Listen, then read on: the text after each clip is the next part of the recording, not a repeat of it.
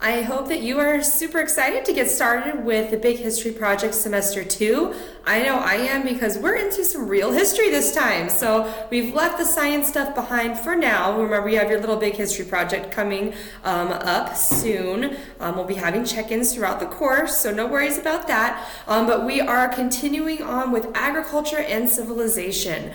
So we kind of started this like first semester and we're moving into it, finishing it off in second semester. So this is where we, like I said, kind of get to like the meat of history, and we're going to start to change pace a little bit. So we went really, really fast through like billions of years of the Big History Project, and now we're going to start slowing it down a little bit because now we're getting into the rise of city-states and empires, agrarian civilizations, things like that, okay?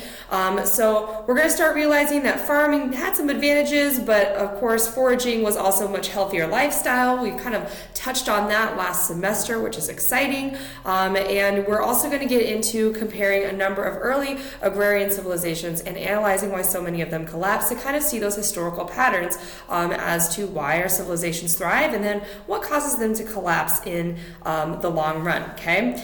So you have your driving questions and your learning outcomes on there as usual, okay?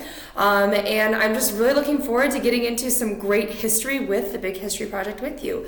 Please let me know if you have any questions. Remember, that Canvas inbox message thing is there for a reason. I'm here to help, and I want to see you be successful, okay?